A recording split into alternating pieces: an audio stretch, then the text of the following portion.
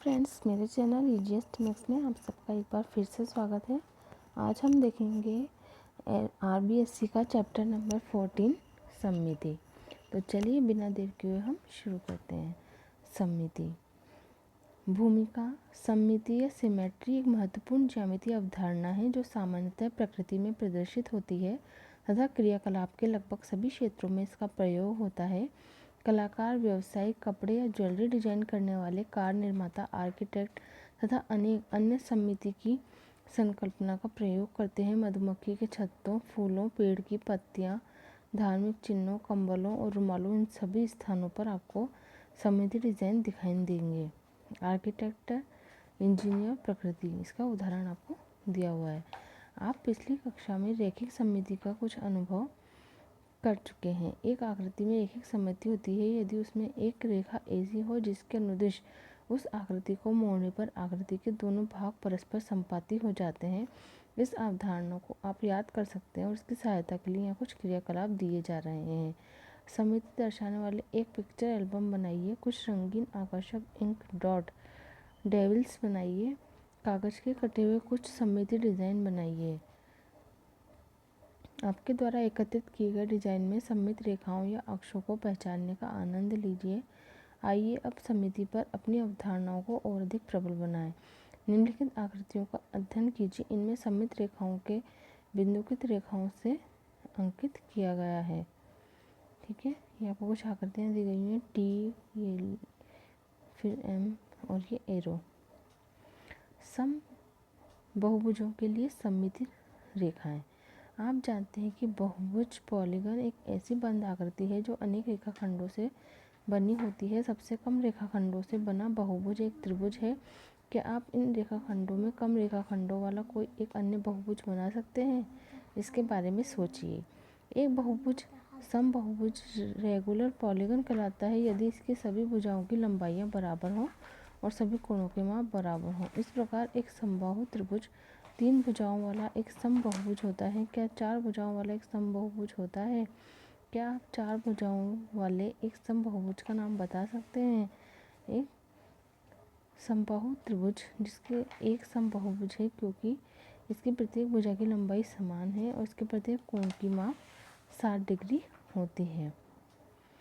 ठीक है, वर्ग भी एक समबहुभुज है क्योंकि इसकी सभी भुजाएं समान लंबाई की होती हैं तथा प्रत्येक कोण एक समकोण अर्थात 90 डिग्री का होता है। इसके विकर्ण परस्पर समकोण पर समद्विभाजित होते हैं। यदि एक पंचभुज एक समबहुभुज है तो स्वाभाविक है कि इसकी भुजाएं बराबर लंबाइयों की होनी चाहिए और इसके कोणों की माप बराबर होनी चाहिए।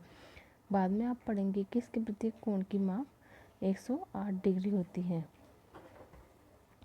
एक समषट्भुज की सभी भुजाएं बराबर होती हैं और इसके प्रत्येक कोण की माप 120 डिग्री होती है। इस आकृति के बारे में आप और अधिक बाद में पढ़ेंगे। समबहुभुज सममितियों की आकृतियाँ होती हैं इसलिए इनकी सममित रेखाएं बहुत रोचक हैं। प्रत्येक समभुज की उतनी ही सममित रेखाएं हैं जितनी उसकी भुजाएं हैं। 3 सममित रेखाएं तो त्रिभुज, 4 सममित रेखाएं, 5 सममित रेखाएं और 6 सममित रेखाएं। समबाहु त्रिभुज, वर्ग, समपंचभुज, समषट्भुज। संभवतः आप एक कागज के मोड़ने के क्रियाकलापों द्वारा इसकी खोज करना चाहेंगे। कोई बात नहीं, आगे बढ़िए। रैखिक सममिति की अवधारणा का दर्पण परावर्तन मिरर रिफ्लेक्शन से निकट का संबंध है। एक आकार में रैखिक सममिति तब होती है जब उसका एक आधा भाग दूसरे आधे भाग का दर्पण प्रतिबिंब या मिरर इमेज हो। इस प्रकार एक दर्पण रेखा हमें एक सममित रेखा को देखने या ज्ञात करने में सहायता करती है। दर्पण परिवर्तन के साथ कार्य करते समय ध्यान रखना चाहिए कि एक आकृति के अभिमुखों में दाएं बाएं परिवर्तन हो जाता है। छेद करने वाला यह खेल खेलिए। एक खेल दिया हुआ है आपको। क्या करना है, एक कागज को 2 आधे में मोड़िए, एक छेद करिए। मोड़ के निशान के अनुदिश 2 छेद। मोड़ का निशान एक सममित रेखा या अक्ष है। मोड़े हुए कागज पर विभिन्न स्थानों पर बनाए गए छेदों से संगत सममित रेखाओं का अध्ययन कीजिए। इसके बाद आपको दी गई है निम्नलिखित छेद की हुई आकृतियों की प्रतिलिपियां बनाकर उनमें से प्रत्येक की सममित रेखाएं ज्ञात कीजिए। एक्सरसाइज है आपकी 14.1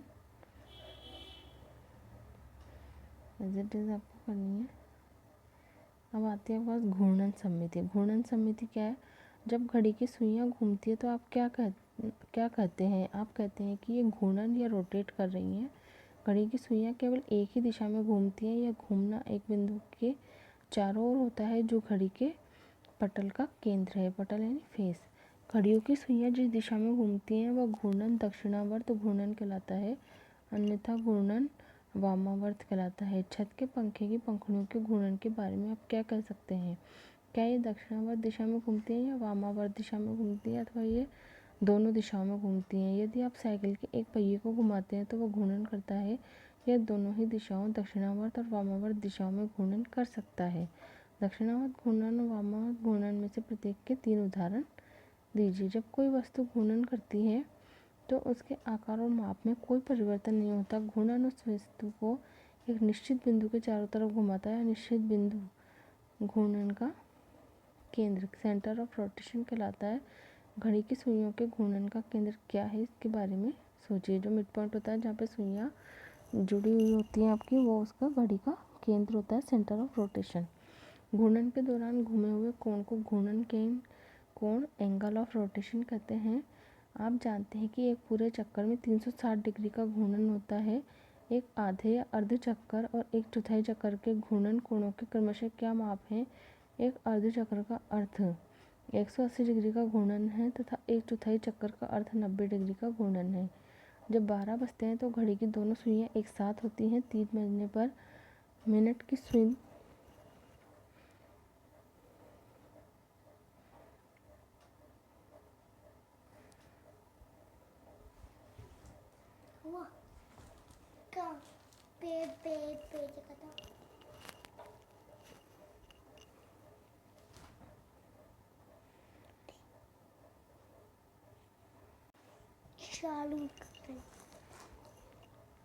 जब 12 बजते हैं तो घड़ी की दोनों सुइयां एक साथ होती हैं। 3 बजने तक मिनट की सुई तो 3 पूरे चक्कर लगा लेती है, परंतु घंटे की सुई केवल एक चौथाई चक्कर ही लगा पाती है। 6 बजे की उनकी स्थितियों के बारे में आप क्या कह सकते हैं? क्या आपने कभी कागज़ की हवाई चक्री या फिरकी बनाई है? आकृति में दिखाई गई कागज़ की हवाई चक्री सममित दिखाई देती है, परंतु आपको उसकी कोई सममित रेखा प्राप्त नहीं होती है। इसको किसी प्रकार से मोड़ने पर भी दोनों आधे भाग संपाती नहीं होंगे। यदि आप इसके केंद्र वाले स्थिर बिंदु के परित 90 डिग्री के कोण पर घुमाएं तो आप देखेंगे कि हवाई चक्री का आकार आकृति 14.11 की स्थिति के अनुसार पहले जैसा ही है। हम कहते हैं कि चक्री में एक घूर्णन सममिति है। एक पूरे चक्कर में से 4 स्थितियां हैं: 90 डिग्री, 180 डिग्री, 270 डिग्री और 360 डिग्री के कोणों पर घुमाने पर या घूर्णन करने पर जो चक्री पहले जैसी ही दिखती है। इसी कारण हम कहते हैं कि चक्री में क्रम 4 ऑर्डर 4 की घूर्णन सममिति है। घूर्णन सममिति का एक और उदाहरण देखिए। एक वर्ग पर विचार कीजिए जिसका एक कोना P है। आइए इस वर्ग को केंद्र को एक्स से अंकित करके इसके परित एक वर्ग को एक चौथाई चक्कर पर घुमाएं। आकृति 14.13 फर्स्ट इसकी प्रारंभिक स्थिति है। केंद्र के चारों ओर 90 डिग्री घुमाने पर आकृति 14.13 सेकंड प्राप्त होती है। अब बिंदु P की स्थिति को देखिए। वर्ग को पुनः 90 डिग्री के कोण पर घुमाइए, आपको आकृति 14.13 थर्ड प्राप्त होती है। इस प्रकार जब आप वर्ग को 4 एक चौथाई चक्कर घुमा देते हैं तो वह अपनी प्रारंभिक स्थिति पर आ जाती है। अब यह आकृति पहले जैसी ही दिखाई देती है। इसे P द्वारा ली गई विभिन्न स्थितियों से देखा जा सकता है। इस प्रकार एक वर्ग में उसके केंद्र के चारों ओर क्रम 4 की घूर्णन सममिति होती है। ध्यान दीजिए कि इस स्थिति में घूर्णन का केंद्र वर्ग का केंद्र है। घूर्णन का कोण 90 डिग्री है। घूर्णन की दिशा दक्षिणावर्त है। घूर्णन सममिति का क्रम 4 है। इसके बाद कुछ एक्टिविटीज़ आपको दी गई है, ये आपको करनी है और देन आपकी एक्सरसाइज। ठीक है, इसमें देखने वाली बात क्या है कि इसमें एग्जाम्पल नहीं है चैप्टर में। चलिए आगे बढ़ते हैं। रैखिक सममिति और घूर्णन सममिति। आप अभी तक अनेक आकारों और उनकी सममितियों को देखते आ रहे हैं। अब तक आपने समझ लिया होगा कि कुछ आकारों में केवल रैखिक सममिति होती है और कुछ में केवल घूर्णन सममिति होती है, तथा कुछ आकारों में रैखिक और घूर्णन दोनों प्रकार की सममिति होती है। उदाहरण के लिए एक वर्ग के आकार को देखिए, क्या इसमें कोई घूर्णन सममिति है?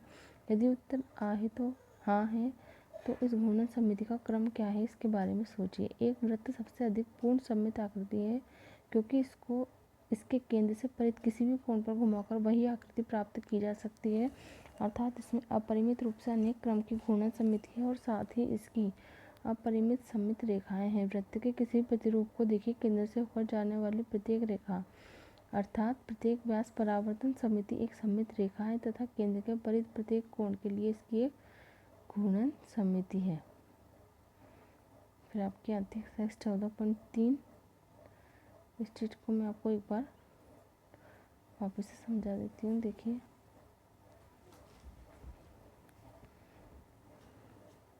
जब कोई आप एक वृत्त लेंगे और इसका मिड पॉइंट सपोज कीजिए O है, ठीक है, तो जो भी रेखा इससे जाएगी वो इस वृत्त का क्या होगी, व्यास। कोई भी रेखा आप ले सकते हैं, ये इस वृत्त का क्या होगी, व्यास होगी। ठीक है, ये एक्सरसाइज है आपको करनी है। और आपको अगर कुछ भी पूछना है इस एक्सरसाइज में तो कमेंट सेक्शन में लिखिए, मैं आपके डाउट्स क्लियर करूँगी। आपको अगर आज की वीडियो पसंद आई हो तो इसे लाइक करना बिल्कुल मत भूलिए, अपने दोस्तों के साथ शेयर कीजिए और अगर आप मेरे चैनल पर नए हैं तो इसे सब्सक्राइब कीजिए। Thank you.